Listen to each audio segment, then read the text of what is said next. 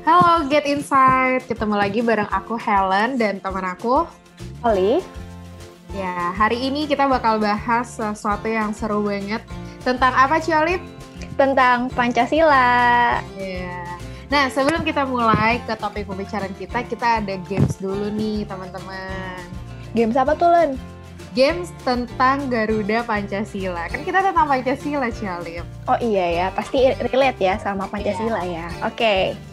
Nah, aku mau nanya nih. Apa tuh?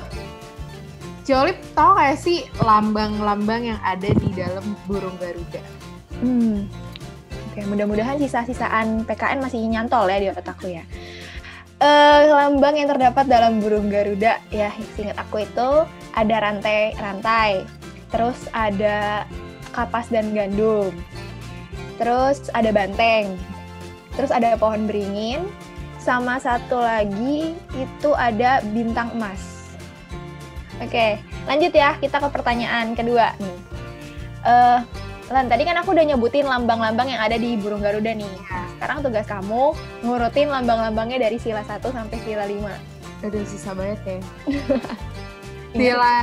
Sila pertama itu kalau nggak salah bintang emas dan perisai.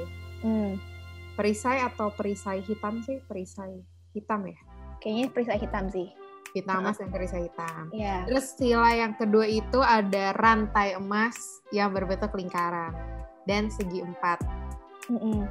Terus udah gitu sila yang ketiga itu ada pohon beringin.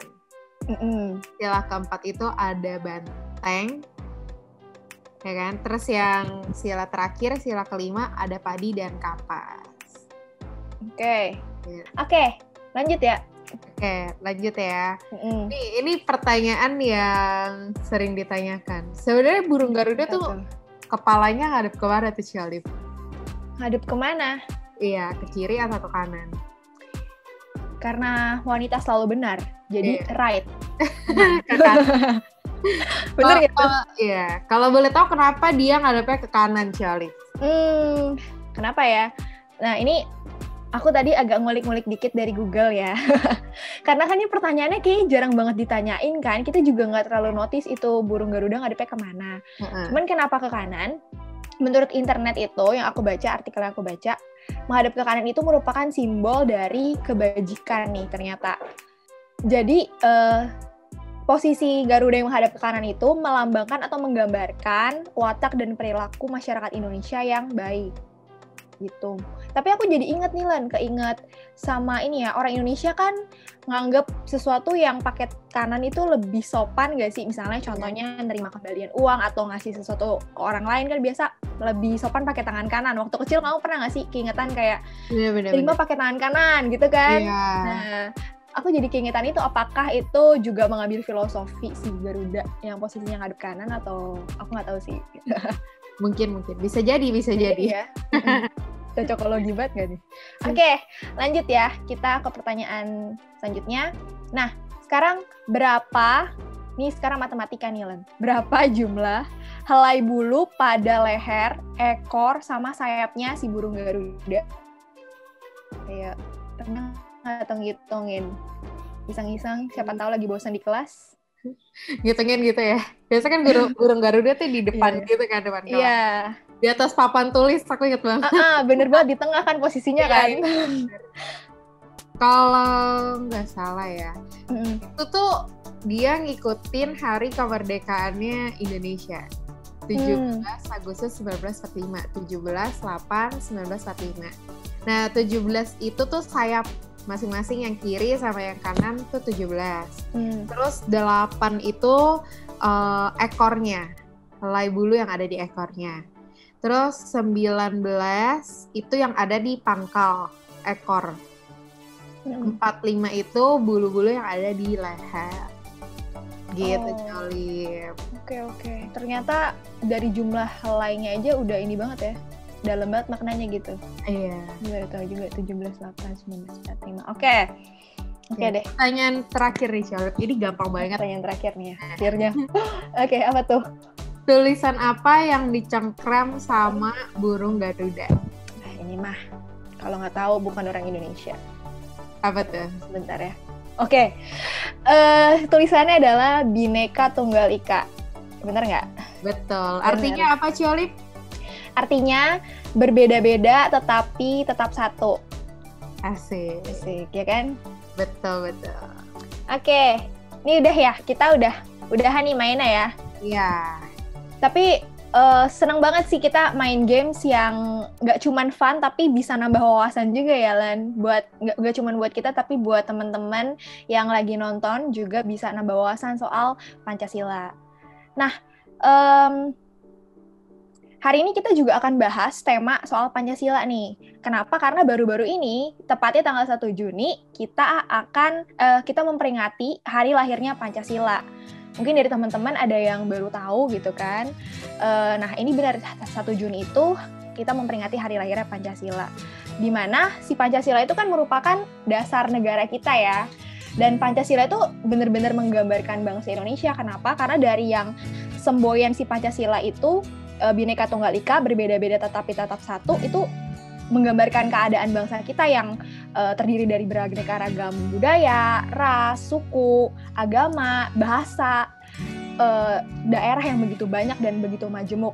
Namun kita meskipun berbeda-beda dan lahir dari latar belakang yang berbeda, kita tetap satu, yaitu bangsa Indonesia. Kita warga Indonesia. Nah, hari ini kita nggak cuma berdua ya, Len. Kita kedatangan narasumber ya. Betul. Oke, ya udah deh, tanpa berlama-lama lagi, kita langsung aja undang narasumbernya. Halo Kak Davin. Hai Kak Davin. Hai. Ya tampilannya aja udah burung Garuda. Iya dong. Hari Pancasila kan? Iya nih, benar-benar ini ya. Apa namanya, cinta Indonesia banget ya. Patriotisme, luar biasa, nasionalisme. Oke, Kak Davin, kita mau ngobrol-ngobrol nih hari ini soal Pancasila. Oke ya, langsung aja nih kita ke pertanyaan pertama ya Kak Davin ya. Ya. Nah, menurut pendapat kakak, pandangan kakak, apakah anak-anak muda zaman sekarang nih Kak, itu masih nggak sih menghidupi nilai-nilai yang ada dalam Pancasila? Oke, ini pertanyaannya cukup bingung ya. Apakah anak-anak muda zaman sekarang masih menghidupi nilai-nilai Pancasila? Ya. Mungkin aku mau jawab dulu.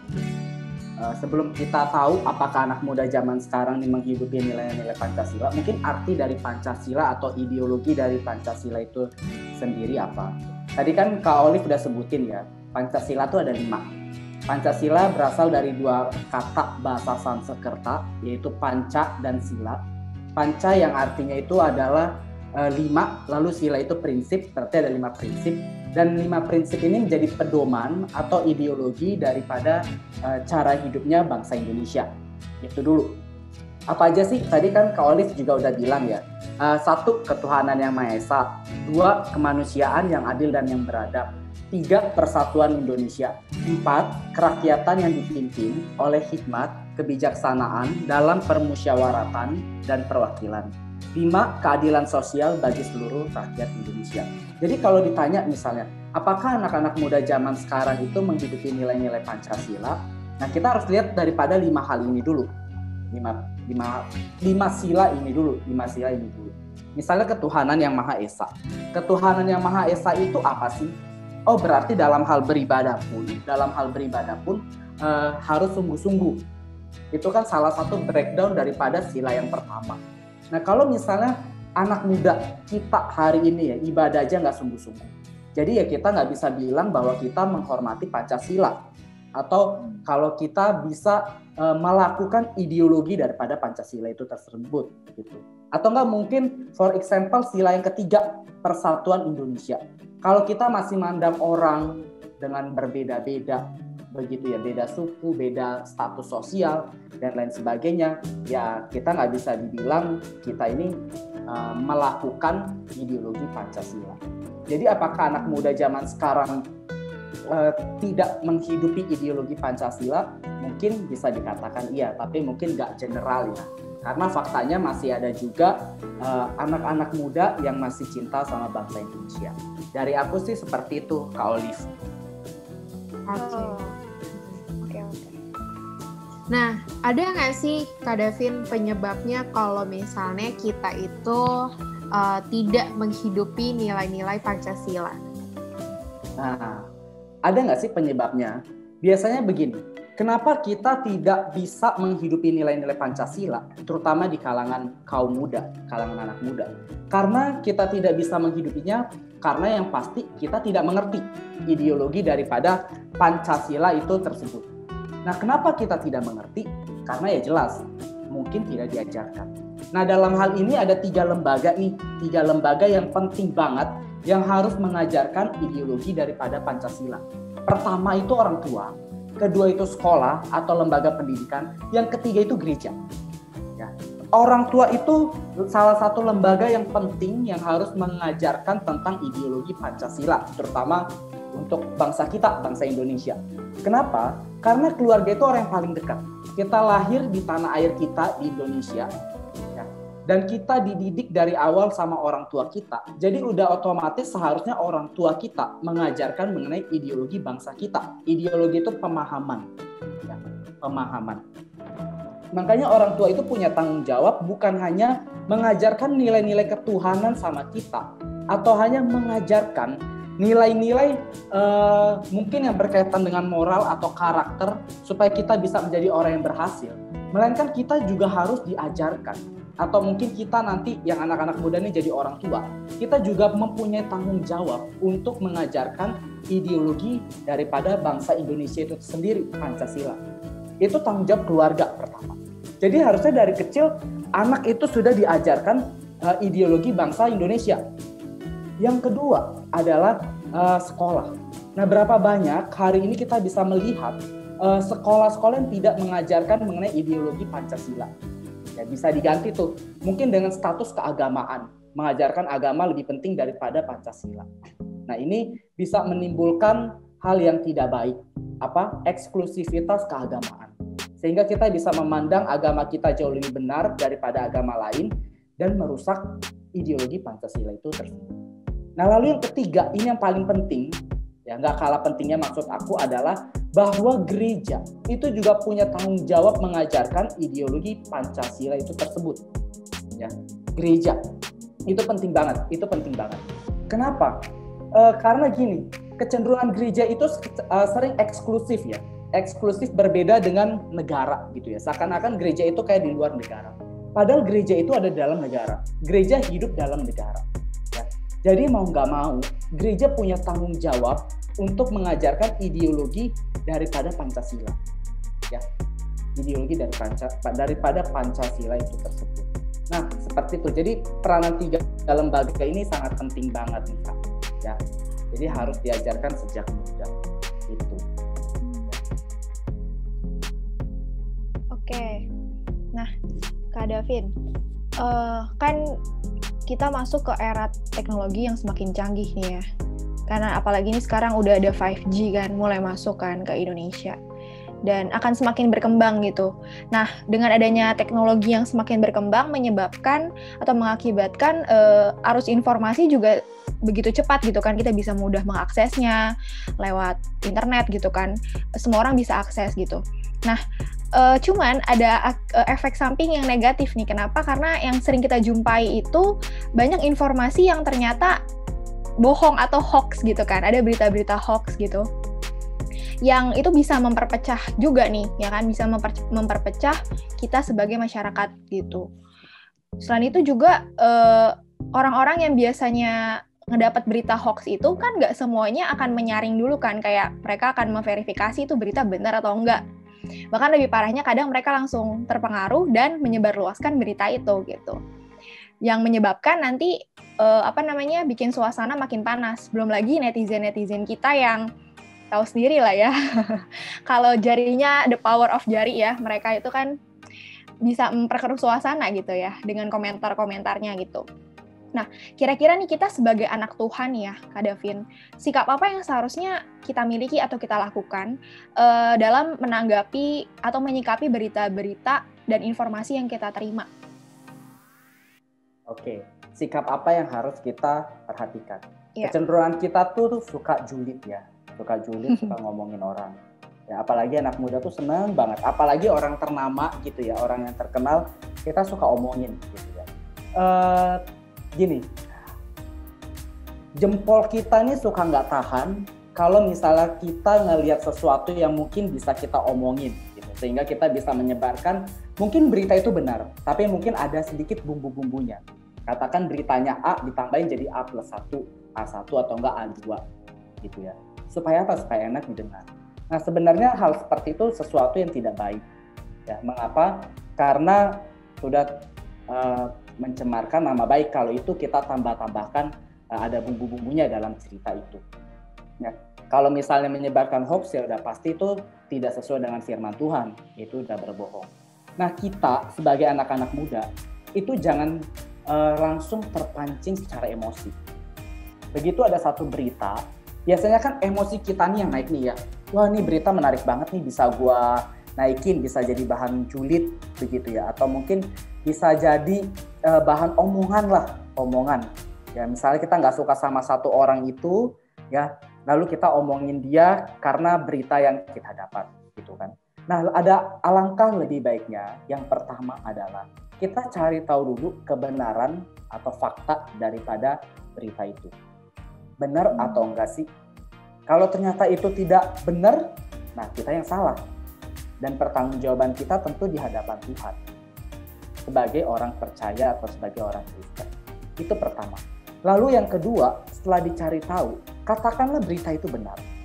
Ya, tugas kita ya sebagai masyarakat ya tentu diperhatikan berita apa. Kalau kita mau menyebarluaskan berita itu, berita apa yang mau kita sebarluaskan. Ya, tentu dengan sikap yang hormat, yang bukan dengan sikap untuk menyerang orang yang bersangkutan. Itu penting banget, ya. Jadi kalau misalnya kita sebagai orang percaya ini orang Kristen gitu ya, apalagi anak-anak muda, ya kan, kita ikut sebar hoax, wah itu kita sama aja kita merusak ideologi daripada Pancasila. Apa? Banyak, salah satunya Persatuan Indonesia. Dengan hoax Persatuan Indonesia sila ketiga itu bisa berubah. Ya, dikatakan bisa berubah tuh maksudnya sila ketiga tuh bisa jadi hancur gitu ya. Orang bisa saling berantem satu sama lain ya karena itu, karena hoax, karena berita yang tidak pasti.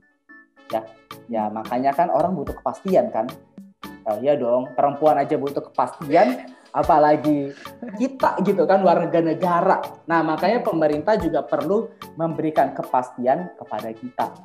Gitu. Nah kalau dari segi pemerintah harusnya memberikan kepastian. Ya, supaya kita tidak menyebarkan hal yang lain. Nah sama, tapi kita pun juga harus mencari tahu kepastian itu tersebut. Karena kan gak enak kan kita memberikan satu berita yang tidak sesuai fakta kepada orang lain, kan gak enak juga gitu ya, gak pasti jadinya ya. Seperti itu ya. Jadi berilah kesaksian berita ya yang pasti itu benar gitu ya. Dan tentu dengan motif yang baik, bukan untuk menjatuhkan atau mungkin menjelekkan ya, itu. Oke.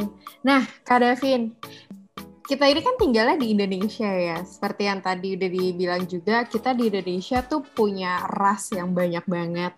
Terus agama kita juga beragam. Kalau nggak salah di Indonesia kita ada 6 agama yang berbeda ya. Terus budaya kita apalagi itu banyak banget. Nah, ada nggak sih Kak contoh kisah di Alkitab yang bisa kita pelajarin tentang hidup yang di tengah keanekaragaman seperti ini? Nah ini menarik. Kenapa? Karena begini, di Alkitab itu tidak berbicara mengenai hidup yang berkeanekaragaman. Dalam arti gini, Alkitab kita itu kan ditulis dari sudut pandang tradisi Yahudi.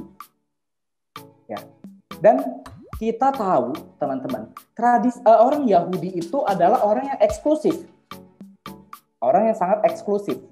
Bahkan harus menikah dengan sesama bangsanya atau sesama sukunya. Ya, kalau misalnya mau menikah dengan beda suku, suku tersebut harus jadi orang Yahudi. Salah satu caranya adalah mengikuti sunat. Ya, kalau untuk pria. Seperti itu. Jadi ini bangsa yang cukup eksklusif banget. Tapi ada nggak sih contohnya dalam Alkitab itu sendiri ya, hidup bermajemuk? Nah, kita menemukan sebenarnya dari kisah Tuhan Yesus.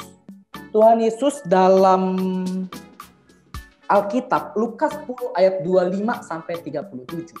Itu menceritakan sebuah perumpamaan tentang orang Samaria yang baik hati. Orang Samaria yang baik hati. Jadi konteks dari ayat itu adalah ketika ada tokoh agama, pemuka agama orang Yahudi bertanya kepada Yesus, siapakah sesamaku yang harus aku kasihi? Karena ini pemuka agama orang Yahudi. Maka dia berharap Yesus itu menjawab, orang yang dikasihi adalah ya sesama orang Yahudi. Pasti ya dia berharap Yesus menjawab seperti itu. Tapi ternyata Yesus menjawab berbeda. Dia cerita tuh, oh ada yang lagi turun dari satu tempat gitu ya. Terus habis itu dalam perjalanan ini dirampok, ini orang dirampok sampai terluka. Lalu tiba-tiba muncul golongan imam-imam, ya pendeta-pendetanya orang Yahudi, tokoh-tokoh agama orang Yahudi ngelihat orang yang dirampok ini kesakitan tapi nggak ditolong. Nggak ditolong. Mereka lebih penting gue ibadah dulu, pergi ke Yerusalem ibadah dulu. Tapi ada orang Samaria. Orang Samaria ini lihat orang yang mengalami perampokan. Akhirnya orang Samaria ini menolong. Lalu Yesus bertanya kepada tokoh agama ini, nah menurut kamu siapa sih yang layak dibilang sesama manusia? Ya orang Samaria itu katanya. Nah berarti intinya apa? Mengasihi itu tidak boleh terikat batasan suku, ras, status sosial, status ekonomi. Mengasihi itu harus semua, karena yang mengajarkan juga Yesus. Nah, kita tarik ke hidup yang majemuk, teman-teman. Ya.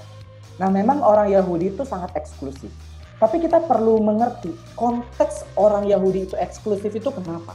Karena begini, ketika mereka keluar dari Israel, mereka memasuki tanah Kanaan, ya. Mereka disuruh sama Tuhan untuk membunuh semua bangsa-bangsa kafir. Kenapa? Karena kalau mereka nggak bunuh, teman-teman, kalau mereka tidak bunuh bangsa-bangsa kafir itu, bangsa-bangsa kafir ini akan kawin campur dengan orang Israel. Nah, Tuhan nggak suka. Wah, kalau begitu Tuhan rasis dong. Tuhan hanya sayang sama Israel. Orang bangsa lain nggak boleh nikah sama Israel. Bukan begitu. Karena pada zaman itu, kalau bangsa Israel menikah dengan bangsa kafir, udah otomatis orang Israel pasti akan ikut menyembah Allahnya orang kafir, menyembah berhala. Nah, ini yang Tuhan nggak mau. Jadi bukan soal Israel tuh nggak boleh menikah beda suku. Ya, Tuhan nggak suka sama suku lain, bukan begitu. Tapi di balik ini adalah kalau lu menikah sama beda suku dalam konteks orang Israel pada masa itu, nanti lu akan ikut agama suku tersebut. Misalnya katakan orang Israel mengambil istri atau suami orang Moab, gitu, bangsa Moab. Nah, orang Moab ini kan Tuhan Allahnya bukan Tuhan Allahnya Israel, bukan Yahweh. Nah, mau nggak mau mereka harus menyembah dewa Moab, Baal. Nah, Tuhan nggak mau. Jadi dicegah. Nah, lalu kehidupan bermajemuknya gimana? Kehidupan bermajemuknya adalah seperti yang Tuhan Yesus tadi ajarkan dalam perumpamaan orang Samaria yang baik hati.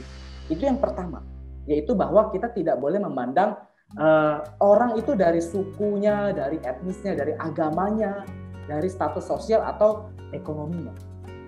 Bahkan agama juga. Jangan sampai kita itu jadi orang Kristen itu yang super eksklusif. Ya. Kita tidak mau berteman dengan orang yang beragama lain. Wah, ini udah salah besar. Karena Tuhan Yesus tidak pernah mengajarkan demikian. Justru kita orang Kristen harus bisa menampilkan hidupnya Yesus dalam kehidupan bermajemuk kita. Nah, ini yang pertama tadi ya, tidak boleh memandang orang tuh dari perbedaannya, sukunya atau mungkin status sosial, status ekonomi dan lain sebagainya. Ya. Lalu yang kedua, nah ini yang gak kalah pentingnya adalah dalam hal hidup bermajemuk. Ya. Tuhan itu sangat menghendaki yang namanya keadilan. Dalam perjanjian lama, Tuhan itu udah bilang sama orang Israel, ya, kalau misalnya nih ada bangsa lain, bangsa non-Israel, tapi bangsa ini tidak jahat-jahat banget hidupnya, Tuhan memang menyuruh Israel menumpas mereka, menghabisi mereka. Tetapi selalu Tuhan tuh sering kasih catatan, ya, kalian jangan memperbudak mereka. Kenapa? Karena Israel dulu diperbudak di Mesir. Nah, di sini kita bisa melihat konsep keadilan daripada Tuhan. Karena Tuhan kita yang kita sembah, teman-teman, Tuhan kita ini adalah Allah atas alam semesta. Dia menciptakan langit dan bumi, dan yang paling penting Alkitab mengatakan, Dialah yang memberikan matahari bagi orang jahat, bagi orang baik. Artinya apa? Dia yang memberikan matahari bagi orang yang beragama Kristen, bagi orang yang beragama non-Kristen. Dia yang memberikan matahari bagi orang yang bersuku A, dan bagi orang yang bersuku B, C, D, dan seterusnya. Jadi Tuhan kita ini, kita nggak bisa bilang seperti ini teman-teman. Ya Tuhan cuma punya orang Kristen. Yesus memang cuma punya orang Kristen. Tapi Allah semesta alam ini, ya, Dia yang mengasihi semua manusia, bukan hanya orang Kristen. Ya, dengan secara otomatis, kalau ada orang yang menyembah Allah, ya, Dia juga Allah atas orang tersebut. Tapi Yesus memang punya kita, orang Kristen. Nah, memang agak bingung di sini ya. Memang agak bingung. Tapi teman-teman ikutin dulu aja ya. Karena orang Kristen itu cenderungnya teman-teman ya. Yang suka aku lihat, itu gampang banget bilang orang itu dikit-dikit masuk neraka. Wah, kalau bukan Kristen udah lu masuk neraka. Gitu. Sehingga apa? Itu berpengaruh pada paham, itu kan paham ideologinya dia ya. Tentang orang yang non-Kristen pasti masuk neraka. Itu akan berpengaruh dalam kehidupannya. Makanya orang-orang seperti itu kebanyakan eksklusif. Merasa diri paling benar, oh agama lain tuh udah salah. Wah ini udah gak bisa. Karena kita ini hidup di dalam negara Indonesia yang sangat mengutamakan Pancasila. Sila ketiga, persatuan Indonesia. Itu sangat penting banget. Ya, tapi dalam konteks keimanan, ya tentu kita harus menikah dengan yang seiman. Kita juga tidak boleh menyangkal Yesus, ya. Tapi dalam konteks hidup kebermajemukan, kita harus saling menghormati dan ingat ada keadilan. Ya, terutama kita, jangan kita bersikap adil hanya kepada sesama orang Kristen, kepada sesama suku, atau kepada orang yang mungkin status sosialnya sama dengan kita. Adillah kepada semua. Itu aja. Oke, Kak Davin. Terus jadi gimana nih kita sebagai anak-anak muda nih ya? Kan Indonesia ini kan beragam banget kan, tadi ras, suku, bangsa, agama gitu-gitu ya. Nah, gimana sih cara kita bisa bersosialisasi dengan mereka gitu? Tanpa melihat status mereka, entah itu dari ras, suku, dan lain-lain gitu. Sama seperti Tuhan mengasihi semua orang. Oke, gimana caranya kita punya, kita bisa bersosialisasi tadi ya? Yeah. Kita bisa bersosialisasi. Ya, lakukanlah hal yang sama seperti yang kita lakukan kepada teman atau sahabat kita. Kenapa kita bisa bersosialisasi sama mereka? Satu jawabannya, kita menerima mereka. Penerimaan itu penting. Tapi gimana kita bisa menerima orang lain yang berbeda suku, berbeda agama, berbeda status sosial, ekonomi, begitu ya? Gimana? Sadarlah satu hal teman-teman. Kita telah diterima oleh Tuhan terlebih dahulu sebelum kita menerima orang lain atau sebelum kita menerima diri kita sendiri. Jadi kalau kita nggak terima orang lain, wah itu udah salah besar. Karena Tuhan terlebih dahulu mengampuni dosa kita dan menerima kita apa adanya. Kalau misalnya Tuhan melihat kita hanya dari suku, wah kita semua ini udah ditolak Tuhan. Karena Tuhan Yesus kan lahir dari orang Yahudi kan, udah ditolak. Gak bisa yang punya marga ya, yang kayak gue nih ada marganya si Tompu, si Tomorang gitu-gitu, tuh gak bisa masuk surga. Yang matanya sipit gitu, oh tuh udah gak bisa masuk surga. Hanya orang-orang yang jenggotan panjang gitu ya, yang bisa nulis, yang bisa baca tulisan Ibrani, terus yang pria yang disunat, itu yang bisa masuk surga. Nah lu bisa bayangin gak kalau Tuhan kayak gitu? Kejam banget gak sih? Pasti sangat kejam. Tapi faktanya dia menerima kita semua, mengampuni semua dosa manusia tanpa melihat siapa kita, tanpa melihat kita ini ya teman-teman ya, dari suku mana, dari status ekonomi yang seperti apa, dari lingkungan keluarga yang seperti apa. Mau mungkin lingkungan keluarga kita ini ya, mungkin katakanlah ada yang bercerai orang tua, mungkin keluarganya broken tuh. Tapi satu hal teman-teman, lu harus tahu, Tuhan itu menerima lu itu apa adanya. Jadi mau nggak mau kita harus menerima orang lain apa adanya. Itu yang pertama, penerimaan. Terus yang kedua adalah jangan merasa superioritas. Apa ya istilahnya tuh? Superioritas tuh jangan merasa kita tuh lebih baik daripada yang lain. Ya. Baik dalam hal apapun, agama, suku, status ekonomi, sosial ya. Waktu kita, for example ya, contohnya kita menganggap status ekonomi kita lebih tinggi daripada mungkin teman kantor, teman kampus kita, atau teman SMA kita. Wah, kita mandang dia udah sebelah mata. Sebelah mata. Lu nggak sejajar sama gue. Orang tua gue lebih kaya. Penghasilan gue, gaji gue lebih kaya daripada. Jadi lu nggak pantas bergaul sama gue. Wah, kalau udah kayak gini kita pasti udah kasih batasan sosialisasi. Lu pasti bakal ngomong sama dia, lu bakal anggap dia rendah. Dan nggak natural jadinya sosialisasi. Nah, jadi gimana cara kita bisa bersosialisasi seperti itu dengan orang yang mungkin berbeda suku, berbeda agama, ya status sosial ekonomi dengan kita, ya cobalah seperti kita bersosialisasi dengan teman kita. Apa? Satu, penerimaan, ada penerimaan. Yang kedua apa? Jangan merasa lebih baik daripada orang lain dalam hal apapun yang tadi aku sebut. Itu, Kak. Oke. Nah, gimana sih Kak contoh aplikasi nyata dalam kehidupan sehari-hari nih kita memaknai Pancasila dari sudut pandang kekristenan sih terutama. Khususnya buat kita nih anak-anak remaja dan pemuda.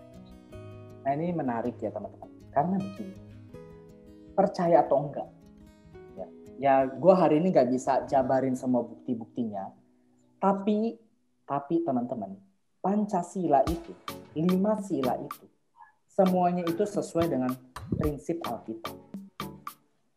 Ya. Nah, gue nggak kasih buktinya hari ini semuanya.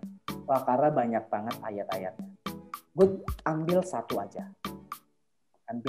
ya. Misalnya sila pertama, ketuhanan yang Maha Esa. Alkitab kita mengajarkan apa? Kasihilah Tuhan Allahmu kan dengan segenap hatimu. Ya. Sebab dia apa? Dia adalah Allah yang Esa. Dalam kitab Ulangan disebutkan begitu. Hai Israel, dengarlah hai Israel. Itu dalam bahasa Ibrani Shema Israel ya. Dengarlah hai Israel. Ya. Tuhan Allahmu adalah Esa, baru kasihilah dia.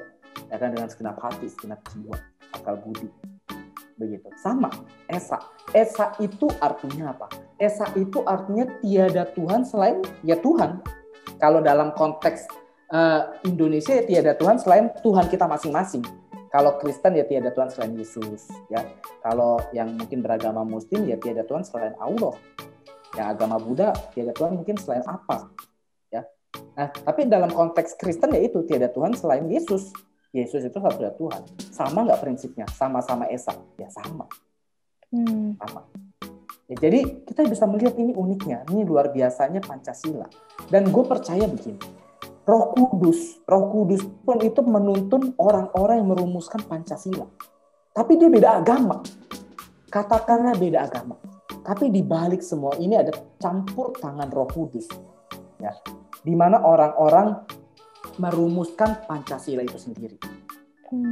Karena kalau bukan karena tuntunan Roh Kudus, kita tidak bisa pungkiri Indonesia bisa sampai bertahan sampai hari ini dengan berbagai macam suku bangsa, berbagai macam agama, dan berbagai macam pulau.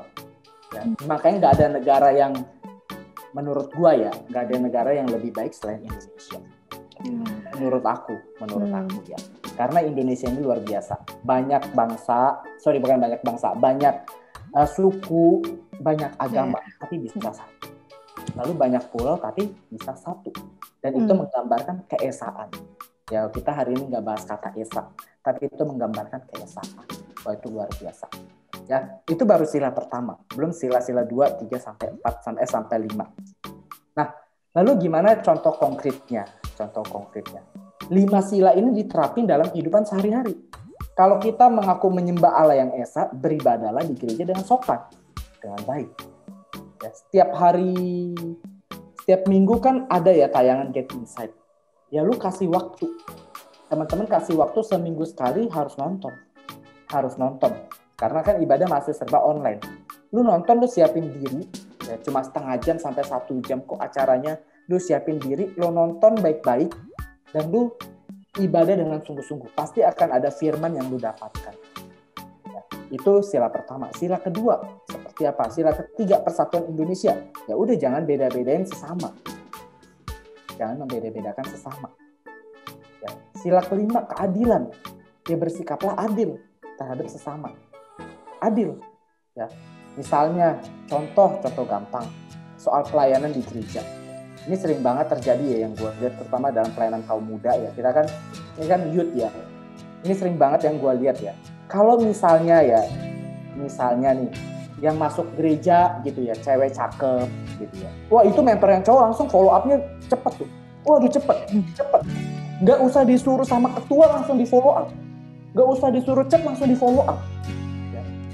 Disuruh cuma 1 orang yang follow up, bisa 5 yang follow up. Ribet. Tapi katakanlah misalnya perempuan yang katakanlah kurang menarik di mata orang. Di mata pria-pria katakanlah. Waduh 1 orang disuruh follow up aja lama banget ya. Lu udah follow up belum? Aduh banyak kerjaan. Lu udah follow up belum? Aduh sorry. Gak ada pulsa. Wifi-nya mati. Tiba-tiba bisa begitu ya, wifi-nya jaringannya mati. Nah ini kan udah bentuk ketidakadilan. Atau enggak katakanlah jemaatnya yang berduit yang kaya. Waduh giliran jemaatnya kaya gitu ya. Bahkan pendetanya pun juga ikut follow up gitu ya. Pendetanya pun sampai turun tangan, gembala sidangnya pun bisa sampai turun tangan. Waduh, ini domba. Ini jiwa-jiwa Tuhan percayakan domba. Masalahnya ini bukan cuma sekedar domba, dombanya domba yang gemuk gitu kan. Yang kalau ibarat kata dipotong tuh bisa buat makan 1 tahun gitu. Ini domba yang gemuk. Tapi giliran jemaat yang susah, yang kerjanya cuma dagang, ini domba yang kurus. Saya nih sibuk khotbah. Kayaknya yang perlu turun ke jemaat. Ini staf saya. Nah ini kan udah ada ketidakadilan sosial. Ya. Lalu kita mau bilang gitu ya, kita khotbah di gereja, kita jadi mentor, kita jadi pelayan Tuhan di gereja, kita sering ibadat ya tentu di gereja, terus kita bilang kita orang Indonesia yang baik. Waduh, itu udah salah besar. Itu dari hal kecil teman-teman di dalam gereja. Ya. Jadi kita nggak usah bangga kalau di gereja tuh nyanyi praise worship sambil lompat-lompat, nyanyi worship angkat tangan nangis-nangis gitu ya, sampai seluruh baju lu basah gitu ya. Tapi kelakuannya masih seperti itu. Wah, itu udah salah banget. Ya, dimulailah dari hal yang terkecil seperti yang tadi aku bilang. Makanya Pancasila, 5 sila itu diperhatikan baik-baik. Bukan hanya sekedar diperhatikan, tapi ya, perhatikan setiap butirnya apa, lalu kita terapkan dalam kehidupan sehari-hari. Karena itu selalu bersangkut paut dengan kehidupan. Itu aja Kak yang bisa aku kasih contoh-contohnya. Waduh, menarik banget nih ya, Len. Kak Davin, kita ngobrol-ngobrolnya soal Pancasila. Ini kita udah masuk ke pertanyaan terakhir. Mungkin singkat aja nih Kak, karena kita kan juga terbatas waktu nih. Kak, menurut Kakak nih, apa sih kesimpulan atau mungkin Kakak mau sampein apa pesan-pesan buat teens dan youth yang juga nonton Get Insight episode kali ini, supaya teman-teman tuh bisa menghidupi nilai-nilai yang terdapat di dalam Pancasila gitu, khususnya di zaman digital ini. Oke, gini, zaman digital itu kan cenderung buat orang itu hidup individualistis ya, hidup sendiri-sendiri. Sedangkan kelima sila ini mengajarkan apa? Manusia itu tidak bisa hidup seorang diri, ya. Melainkan manusia butuh Tuhan dan butuh sesama. Butuh Tuhan terbukti dari sila pertama, ketuhanan yang Maha Esa. Butuh sesama bisa dilihat dari sila 2 sampai 5. Ya. Jadi nggak bisa hidup sendiri-sendiri. Artinya apa? Jangan hidup individualistis. Lu hidup di dunia nyata. Lu butuh Tuhan, lu butuh orang. Kalau lu nggak butuh Tuhan, ya ada masalah lu pasti gantung diri. Karena lu udah capek. Kalau lu nggak butuh orang, ya lu jangan nikah. Karena lu nikah pun tandanya lu butuh orang. Gitu. Jadi apa yang mau aku sampaikan untuk teman-teman gini, jangan individualistis, melainkan aku kutip pernyataan Tuhan Yesus ya, hukum yang terutama dan yang utama, kasihlah Tuhan Allahmu dengan segenap hatimu, akal budimu dan segenap jiwamu, dan hukum yang sama dengan itu, kasihlah sesamamu manusia seperti dirimu sendiri. Pada 2 hukum ini, kalau Tuhan Yesus bilang tercatat 10 hukum Allah atau Taurat, aku mau nambahin sedikit. Pada kedua hukum ini tercatat 5 sila dalam Pancasila. Ya.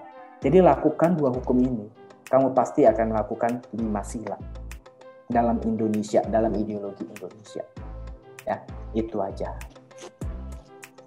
Sebenarnya ini menarik banget sih Kak pembahasan hari ini. Dan sebenarnya aku masih mau nanya beberapa hal sih tadi tentang hal itu Kak. Ya, tapi karena kita benar-benar terbatas oleh waktu, jadi kita harus akhiri sampai di sini. Iya. Ya. Nggak berasa banget ya.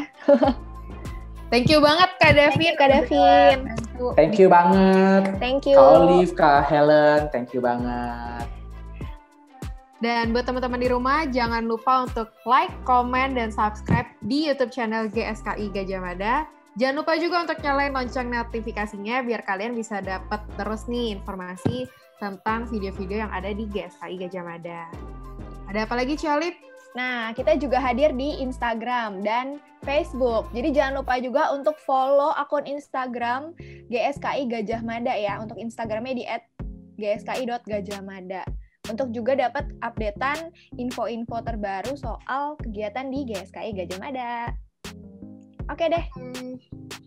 See you teman-teman semua. Ya, see you guys. God bless you. God bless you.